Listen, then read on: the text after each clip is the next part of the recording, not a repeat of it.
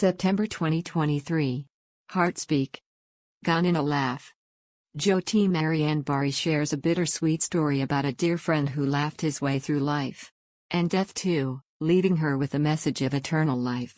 I met Daljeet in the late 70s on my first trip to Iran. I had never traveled to Asia before and hardly knew anything about Iran. I followed my adventurous spirit and took on the short-term assignment only because I expected to stay with my friends, Nina and her husband, Ram. They had visited me the previous year along with their baby in Germany. Marriane was chased down by a group of Iranian men on the streets of Tehran. When I landed in Tehran, my friends were in the process of shifting out of town.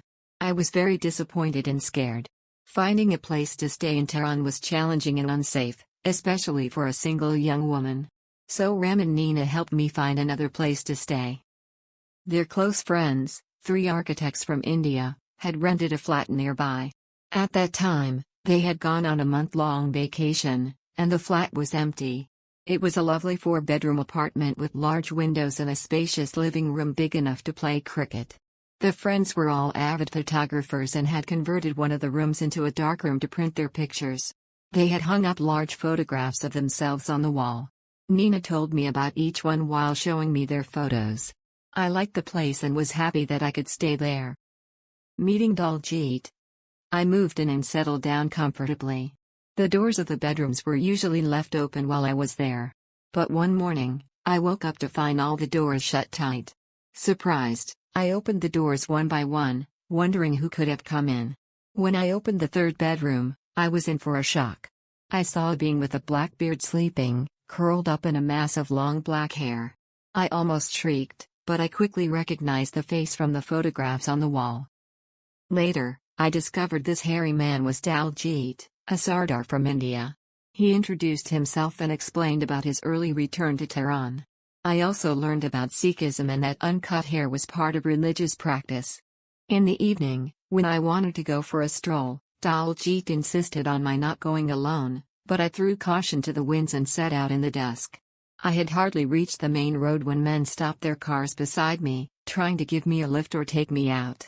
I was bewildered. Ultimately, chased by 2 Iranian men, I had to run for my life. I reached the flat totally exhausted. Sobbing, I told Daljeet about my encounter.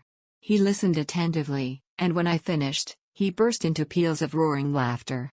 After catching his breath, he said, "Didn't I tell you not to go out? This is Iran, not Germany, where a woman can loaf around alone at night. But you seem to learn only the hard way."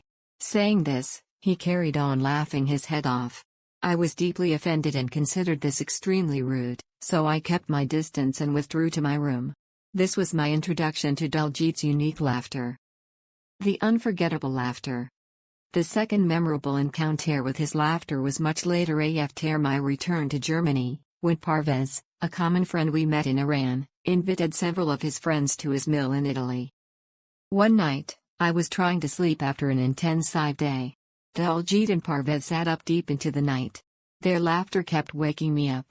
Finally, around 2:30 a.m., I crept out of bed and yelled at them to keep the noise down. "Noise!" Daljeet exclaimed. "We are just laughing and having a good time. If you really want to sleep, you should simply sleep.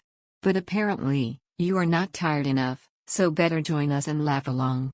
Annoyed, I went back to my bed. I pulled the sheet over my head, bombarded by their high-pitched laughter, which traveled even up to the villagers on the hill above, who complained about the noise the next day. My first encounters with Daljeet's laughter could have been more pleasant. In the years to follow, I got to know Daljeet better, and we slowly grew fond of each other, despite his different sense of humor. Little did I know that he was so close to the man I would marry. And that he would play such an essential role in our lives. Daljeet became my godbrother at our wedding, my rocky brother, my children's loved uncle, and my husband's best friend through the decades. The last laugh. Finally, many years later, Daljeet had come to his winter domicile in Trivandrum with a sore throat which had made him lose his voice. Investigations indicated that it was not a throat infection. It was the aneurysm he knew he had most probably since birth and which had flared up at his aortic arch and needed immediate attention. A high-risk, complicated open-heart surgery was mandatory, which was supposed to take 2 days. No one was sure of the outcome. I realized that only a part of the procedure's outcome was in the hands of the surgeon, and the rest was grace. I prepared a message for all the dear and near ones to join in prayers during the operation to support him. In the years to follow, I got to know Daljeet better, and we slowly grew fond of each other, despite his different sense of humor. Little did I know that he was so close to the man I would marry, and that he would play such an essential role in our lives. Daljeet became my godbrother at our wedding, my rocky brother, my children's loved uncle, and my husband's best friend through the decades. Daljeet was admitted to the hospital, all the tests were done, and the imported customized graft was kept ready. His wife arrived early morning from Germany, spent the day with him, and prepared for the night at the hospital. After dinner, Daljeet watched the World Cup soccer match between Germany and Japan with Ram, our dear friend from Iran, living now in Kerala.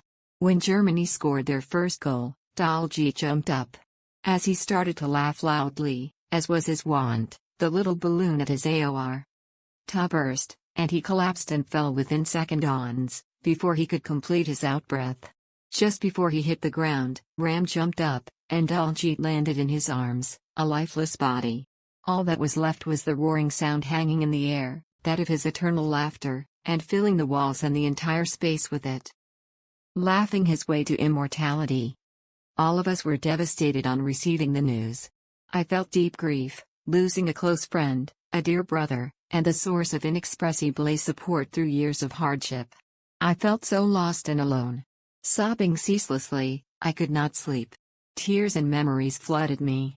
Suddenly, I heard him say amidst his roar and laughter, "All is well. I am fine. Don't worry, nothing has happened, I am still here, I only changed my form, and you can still reach me.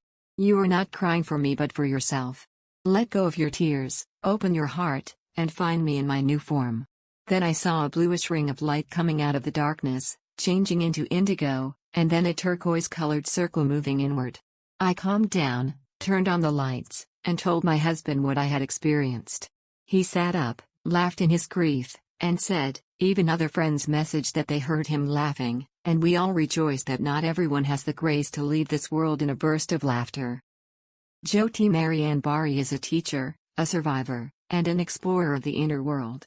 After a life-threatening accident, writing had become an essential healing tool as well as her gift to the world. We welcome your comments and suggestions on this article. Mail us at editor@lifepositive.net.